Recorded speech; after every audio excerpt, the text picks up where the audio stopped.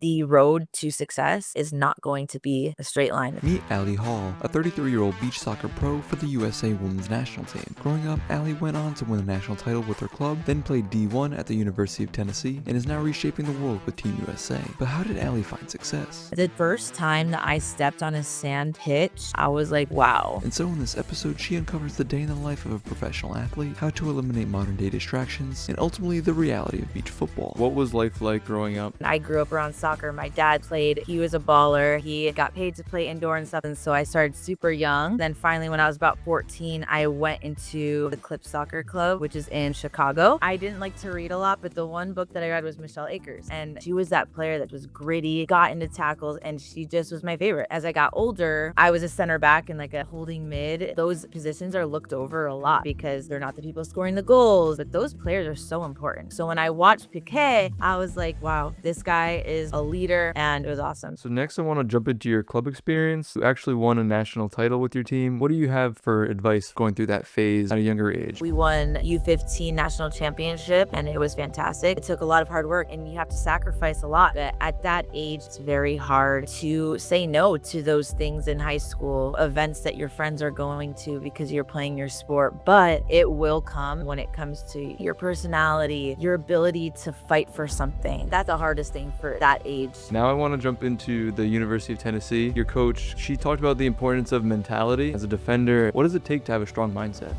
Kelly was my first coach. When I first went in, it's intense. You start to learn the lifting practice and the fitness test, and it's cutthroat, but being okay with not being perfect. Oh, I had a really bad practice today, and that's okay. It's one day of my entire life. It gives you the ability to keep a good mindset and not going down this pigeonhole of things. When you are feeling pain, when you want to give up, that is exactly when you're growing the most, and you can make it into a positive instead of like such a struggle. But you have to take a step out for yourself and remember who you are, what your goals are, not who you're trying to compete against, not who you're trying to impress, but what am I trying to do for me? So if I had more time, I would make sure that I had alone time just to reset and get grounded again. At 26 years old, you all of a sudden started playing beach soccer, but you grew up in Chicago, you lived in Tennessee, there are no beaches anywhere. What were your first initial thoughts? After college, I drove out to California with the Nighthawks, and then I had someone ask me to play in a tournament, and it was just playing on the sand. And I had a couple of teammates that actually went to Europe. Then they're like, who wants to go to Turkey? It's a World Winners Cup, which is like club teams from all around the world. They go to this tournament and they play in Turkey. I went there, and we were playing the Russians, and we were playing the Brazilians and Polish teams. They were good. And I'm like, whoa, whoa, whoa. This is not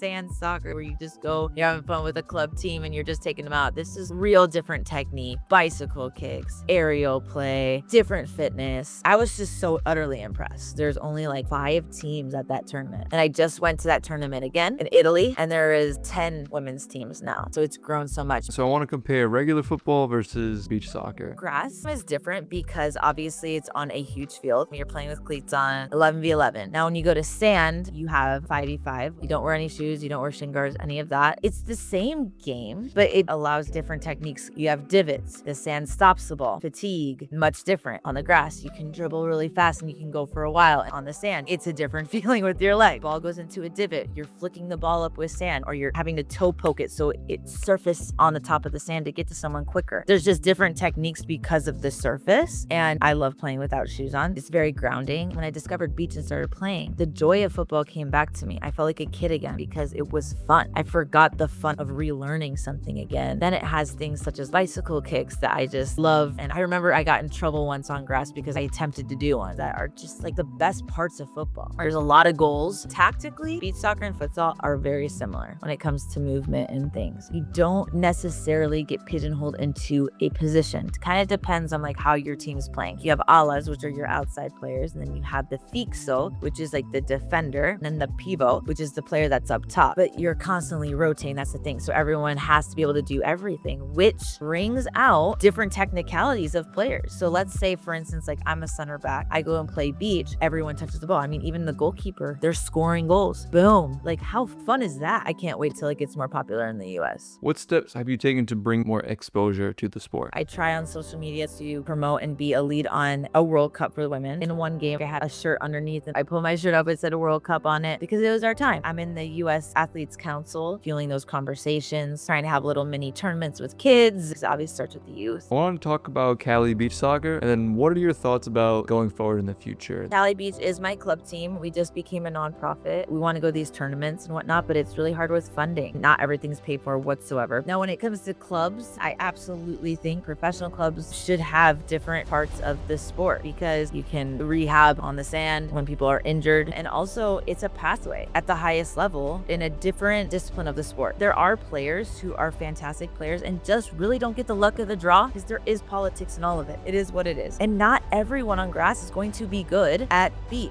There's different techniques. You're not just going to be good at it. It's a craft. And I would hope someday that these can be opportunities for players because it could bring out what they're very good at. You've played a lot of soccer throughout your entire life. But is there a best memory, a best goal that you can think of? The first time that I stepped on a sand pitch in a stadium, I was like, wow, this is amazing. I scored against Brazil, which was super fun. That was honestly one of my best moments. The unfortunate part about beach soccer is the funding aspect of it. What do you have in terms of advice for like footballers going pro? Initially, you're not going to be making a lot of money at first. In fact, you probably spend more money on beach soccer than you do make any money. So it's more of a passion project. In terms of just financially, how do you balance working full time and also pursuing this? It's hard. I'm a coach. It's not fun having to find cover for things because it gets annoying when we leave. We aren't making a ton of money with the national team. We make some, but not a ton. For a club, it's merely like self-funded and club funded and fundraising. Beach is on the rise and I know it's going to get there. I guess my advice would just be, if you want something enough, you'll figure it out. Point blank. That's sacrifices, working extra, whatever that is, like you'll find a way. What does a typical day look like for you? When I wake up, I'm training with my girls for probably like 1.5 to 2 hours at a sand volleyball court. And we get our fitness training in, our touches and everything. And then it's doing work. I'm a director at a club, so getting my emails and little things that I'm working on in that sense. And then good sleep, good dinners at the end of the day. How do you like to coach your team in terms of motivation? What I go after first is what's your mentality. I think you have to have a defensive mentality to be the best that you can be because a lot of players, they want to attack. But if your attacker doesn't have the mentality of I'm mad when I lose the ball, I'm not going to work to get back, then to me, that's not a player that I want. So instilling that you're working for a team, your efforts are very important. Those are my first aspects of my girls playing. And then I'm always wanting them to play as much as they can. So I'm pushing them into different things like play futsal, play beach, because it's going to make them better. When you go to Europe, they're playing with whatever they have because they love the game. What's your final message for like a young girl at 13, 14 years old? At the end of the day, the number one thing is consistency. It's okay if you fall off a little bit sometimes. It's being able to bring it back to what your goals are and being yourself the entire time. Coaches will give you advice, but add it to who you are and the player that you are. No one is you. And if you can be you in the game, you will be the most unique player. You can figure out, oh, I do this weird little move. Who cares? That's you. Do it. Do it all the time. Be good at it. So I think being yourself, being consistent, and always reaching out to people who can help as well. A huge thanks to Ali, as I wish you the best in your football career. And please drop a like on this video because if it wasn't for her, this video wouldn't be possible. But if you want to see more, check out this most recent interview.